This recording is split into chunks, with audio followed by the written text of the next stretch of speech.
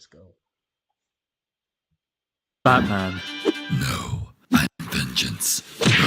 He's a superhero with over 50 movies, 16 TV shows, Justice. a monumental amount of comics, and close to like 50 video games from the 1980s all the way up to the 2020s, which we're about to play. So let's see how much Batman has evolved over the years, starting in 1986 with the very first Batman game released on the ZX Spectrum. Now with this game being like over 3 decades old, it's easy to see why it was entertaining for its time, and playing it myself, I found it surprisingly decent. The objective is to save Robin by reassembling the 7 parts of the Batcraft that's scattered throughout the Batcave. That being said, the environment doesn't look anything like the Batcave. I'd say it's more like a colourful devil dungeon filled with unique and quirky enemies. But still, I appreciate the 3D isometric design, which is packed with challenging puzzles and precision platforming. However, after realising Ocean Software released a very similar game a year later called Head Over Heels, it became kinda clear that Batman wasn't entirely suited for this type of gameplay. To be honest, this game feels more like a prototype for what was to come, even though it's extremely well praised by the audience. But only just 2 years later, Ocean Software released their next game, Batman the Caped Crusader. Okay, what is the deal with this one? You start off in the streets of Gotham, and in my experience, I stumbled across the light bulb, suddenly a screen popped up, and this guy asked if I accept defeat, and then Batman's mask and skin slowly disintegrated. I don't know if that light bulb had the heat radiation of the sun, but I'ma keep it real with you lot, this game is utter bollocks. Trying to figure out all these mysteries with a janky UI felt impossible to play. Either this game has no clear direction, or I'm just not used to old school mechanics. The only redeeming feature in my opinion was the comic book inspired design, which has Batman traveling throughout the city panel by panel, but beyond that, it felt pretty rough. Oh god, I knew this would happen. In 1989, Batman the movie was released. I'm Batman. And so was the game, or should I say games, because due to console hardware being vastly different at the time, game developers would go out their way and make a game specifically for every goddamn console there was, and they made a lot of them, and I'd be a liar if I say I didn't play them all. So here we go, Batman for the NES. This one is so difficult. I sort of got the hang of it by spamming the punch button whenever an enemy would enter my presence, but how on earth do you kill this guy without him killing you first? This is a From Software boss battle before its time, because you gotta be so on point with your positioning and timing. I do really appreciate the sprites and music in this game though. It's a good video game for the NES, but I'm just really bad at it. Now before we move on to the ZX Spectrum version, if you're curious about how I managed to play some of these older Batman games, I had to do a lot of digging online to track them down. And while this process can sometimes be a little risky if you're not cautious, especially when dealing with unfamiliar websites. So for someone like me, who loves revisiting classic Batman games from my childhood, a VPN is an essential tool. I'm telling you this now, viewed, as it truly lets you feel like Batman. This time around, you can grapple, fight, and even take control of iconic vehicles like the Batmobile and Batwing. That being said, this game is undeniably limited by the hardware of the ZX Spectrum. Fortunately though, Sega's version of the Batman movie game aimed for similar gameplay, but had the benefits of better hardware. This is actually a pretty good game. It's super simple mechanically, it's easy to control, the music goes hard for no reason at all, and your best friend in this game are your Batarangs, because without them, this game would once again be unforgivingly hard like most Batman games released in this era. It does get a little bit repetitive, however I think the vehicle stages really break it up well. I'ma be honest, I may be a tad biased because this is actually a game I could get through. It's a lot easier than most of the other games, and you know what, this isn't meant to be some down-to-earth, in-depth, unbiased review video. I enjoyed it, therefore it's good. But Batman for the Game Boy?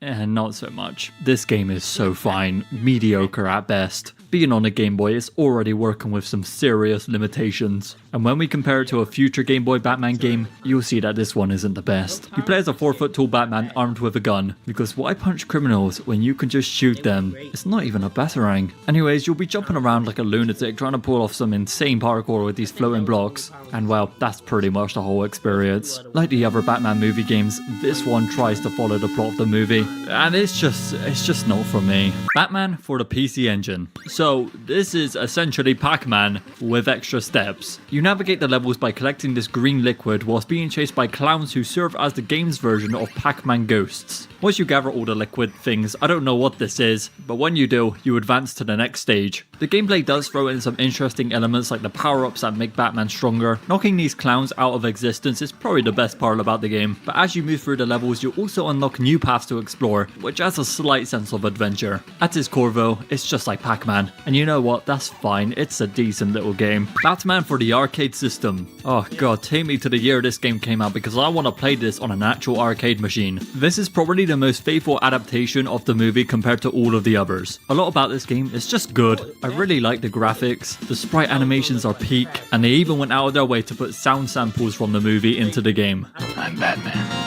Yeah, you'll just randomly hear Batman go, "I'm Batman," every like 2 minutes. But I won't lie, this game is one of the hardest to stay alive in because you can get jumped in seconds by a bunch of weasels and there's literally nothing you can do about it. But other than that, I think the vehicle missions were really well made. I enjoyed the gadgets we got to use, and with this being an arcade game, it honestly feels like it belongs on a console like the Super Nintendo system. Unlike the next game, Batman Return of the Joker. This game actually had its Super Nintendo system version cancelled, but it's still released on 2 other consoles being the NES and Sega Genesis. These 2 are near enough the same game, but one of them is far more superior than the other. The NES version, despite it being an older console, exceeds in every aspect compared to the Genesis. We're talking graphics, we're talking music, we're talking gameplay. Although I did notice the gameplay was heavily inspired by Mega Man. Batman's main weapon is literally the Mega Blaster, which I mean, it's not really Batman, isn't it?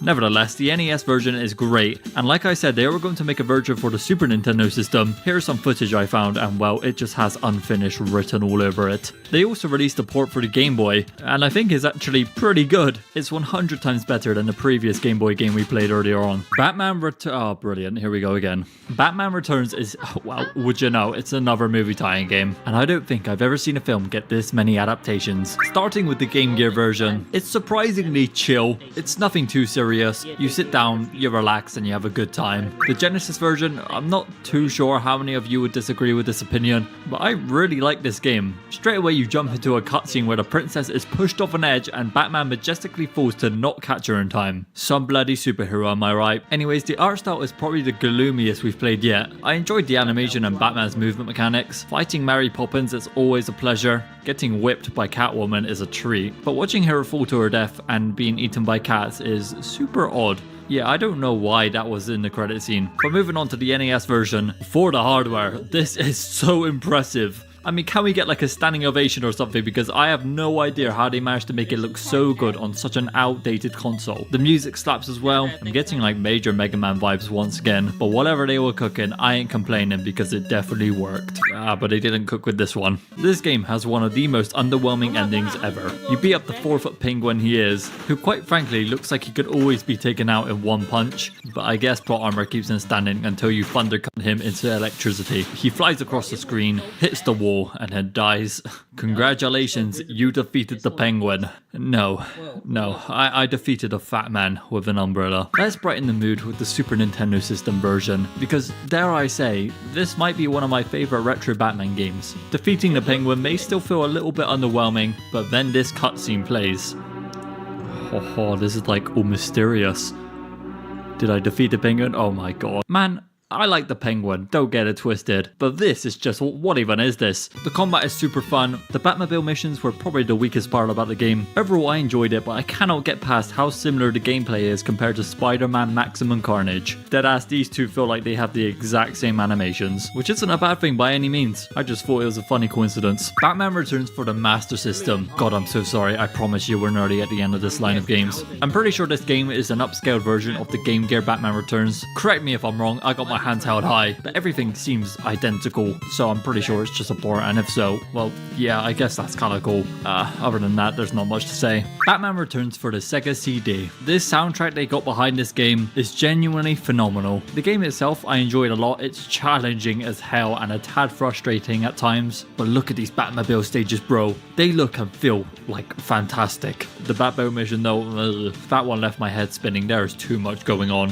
Finally, the last Batman Returns game for the Amiga 500. Okay, I don't really know why I saved the worst for last. This one just did not hit the spot. The penguin's height has been nerfed once again. He's now like 2 feet tall, but you know, still extremely kickable. Honestly, I'm just glad I managed to play all these without losing my mind. Batman the Animated Series. Now this is a worthy Game Boy game. The intro alone goes insanely hard, and I don't have a bad word to say about the rest. This game does a respectable job translating the visual aesthetic of the show. Look, I loved the Batman animated show as a kid. Hearing the music alone being translated into this was just so awesome. Sadly, it's a super short game, but definitely worth your time. The Adventures of Batman and Robin. Oh man, the pacing in this game is so slow. Batman moves like he's stuck in quicksand. It just doesn't look right. But to be fair, it's a faithful adaptation of the animated series. That said, I am beyond fed up with these stupid penguin fights. Look at him go. How is that a threat? Still, most of these missions, maybe even all of them, were super fun to play. They have crammed every villain they could into this game to make it as peak as possible, like free falling off this building whilst mid-air fighting Catwoman, or battling Scarecrow on a moving plane. Even the Riddler mission was really creative. Cool moments like these definitely stand out, but despite the title,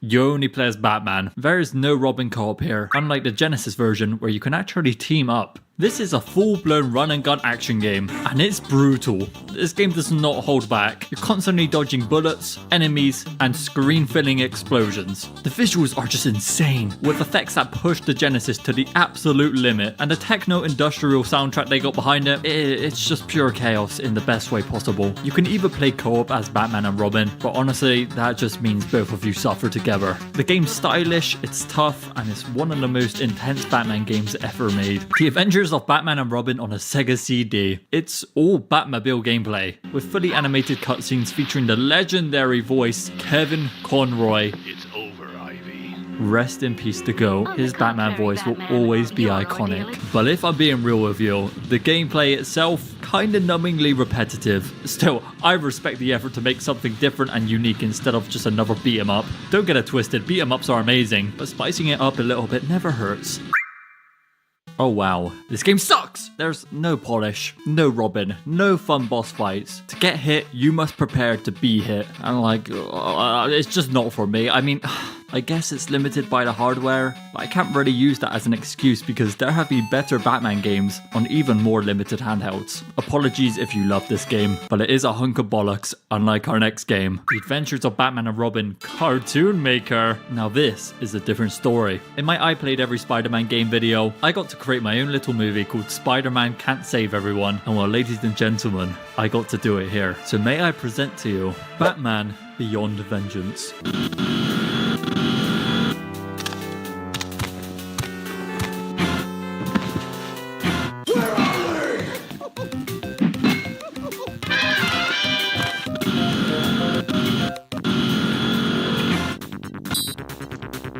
I'm Batman. I live in the shadows. Judges.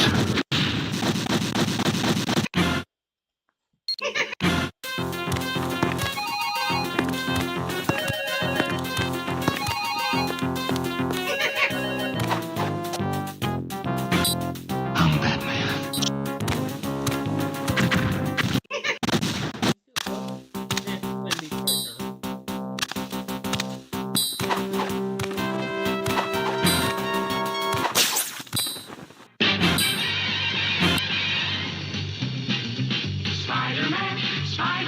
Batman Activity Center. I'm sure this one's going to be a throwback for a lot of you. I never played this one as a kid, so I don't have nostalgia for it. But doing this kiddie detective work was very, not my cup of tea, shall I say. It made me feel like smart and dumb at the same time. Batman Forever. He can fight with all his might and never win. When good battles evil, the real game begins. Michael Keaton has another Batman movie. And with that comes 3 awful tie-in games. Holy, playing these was a chore and a half. Yeah, no, these are like really bad and super ugly. I'm not even lying when I say this, but the commercial itself is in fact the best part about all of this. Batman Forever, the arcade game. I think this game gave me an epilepsy fit by how damn flashy it is.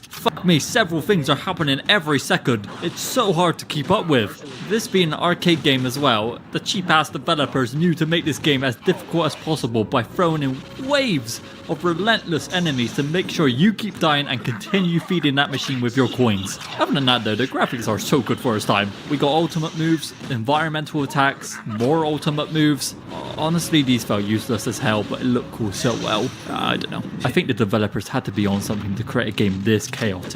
Batman and Robin for the PlayStation 1. Welcome to the first fully three-dimensional Batman game. Technically, Batman Forever used 3D polygonal sprites, but it was still made in a 2D perspective, so it doesn't count. Nevertheless, my first thoughts on this game was how bad the camera was. God, again, if you watched my Spider-Man video, you'd know that my experience with the Spider-Man PS1 camera was awful because you just cannot move it. Wherever you decide to walk, that is the direction the camera will take you. And it's so horrendous in this game, especially when you enter a room and then suddenly your movement takes a U-turn on you and now everything's inverted. It's just no fun. That being said, driving around in this open world, shooting tanks, running people over, and going to the Batcave blew my little mind as a kid. I'm not too sure why, maybe it was because I was never allowed to play GTA, and this was the next best thing. But just like that, we are at the end of the 90s. This decade had some decent games and some bad games. There wasn't really one that blew my mind away. But with that being said, let's jump on over to the 2000s.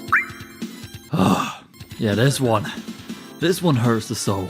Batman Beyond is such a cool ass character, man, but the game they gave him is a pathetic excuse for a beat 'em up. I'm positive that the budget of this game must have been lower than my monthly rent because where in God's name is the effort? Somehow releasing on the PlayStation 1, Batman Beyond has you fighting furries, crackheads, and this one chopped clown who always seems to come back. Maybe if this game had polish, it would have been more enjoyable, and I wish I could say that about the Nintendo 64 version of this game as well, but it turns out it's even worse. Why does he run like he's juiced up on caffeine? Perhaps he had an overdose of coffee because this dude is just rapid. If you enjoyed either one of these games, please let me know in the comments. I'd love to hear your thoughts. However, my opinion stays firm, and I would like some justice for Batman Beyond. I shit you not, I think I prefer the Game Boy Color version of this game. At least it lives up to the hardware. Batman Chaos in Gotham. I feel like I played this one as a kid. You know that gut feeling of something you recognize but can't make up the memory? This is it for me. Chaos in Gotham is a fun 50-minute game. I love the level design, the Batmobile missions were good fun this time, and each boss fight feels unique on its own. That's pretty much all I have to say about it. Batman Gotham City Racers. Hey man, if I wanted to watch cutscenes ripped straight from the show, I just watched the goddamn show instead of suffering for whatever this is. Gotham City Racers barely qualifies as a racing game. They make it sound like DC's answer to Mario Kart, but in reality, you're driving around Gotham, racing against a timer, only to be rewarded with a cutscene from the show. This game is bad, and I did not enjoy it. Batman Vengeance. I was so young when I played this game that I had no idea how memory cards worked, so every time I booted this game up, I'd be sent straight back to the very beginning. I must have completed the Batcave training at least 10 times. It was an infuriating situation for sure, but entirely my fault. Even after all of that, I still love this game just as much as I did back then. Batman Vengeance is a brilliant 3D Batman experience, and you can tell a lot of love went into it. It truly feels like an interactive episode of Batman the Animated Series, complete with moody Gotham backdrops, Kevin Conroy's unmistakable Batman voice, and Mark Hamill's legendary Joker performance. Back in the day, the gliding mechanics felt revolutionary. Nowadays, it's nothing special, but I still found it fun as hell to use. The story also pulled me in, featuring classic villains like the Joker, Mr. Freeze, and Poison Ivy, all wreaking havoc on Gotham. That being said, I've seen a lot of people criticize the combat in Batman Vengeance, but honestly, I found it pretty fun. Sure, it's a bit clunky and definitely shows its age, but for such an old game, it still holds up surprisingly well. So far, Vengeance has been my favourite Batman game I've played yet. The gadgets are really well done, the level design is awesome, and the Batmobile and Batwing missions are some of the best I've come across. If you haven't played this one and you're craving for that classic Batman experience, I think Vengeance is one of the best places to start. Batman Vengeance for the Game Boy Advance. Honestly, another decent Game Boy game. It's the same plot as the console version but put into a 2D perspective. However, this time you can now play as Robin as well. Batman Dark Tomorrow. If any of you say this game is underrated, then we've reached an all-time low as a society, because there is not an ounce of pity I could give this game for me to seem like it's a fair review. Just when I thought 3D Batman was on the right track, Playing Batman Dark Tomorrow genuinely had me on the verge of crashing out. I don't know how to say this without it sounding like gibberish, but this game is extremely detailed for the GameCube, yet it's uglier than any other Batman game ever. And don't even think about saying it's peak for the GameCube, because this block was able to run Resident Evil Remake and Twilight Princess, which are both stunning. Anyways, yeah, this game sucks. I could go on for another 2-minute rant about how garbage it is, but I don't want to put you through that, so just take my word for it and we'll move on. Batman Justice Unbalanced. This one. Alright, we're gonna get into the second part. Thank y'all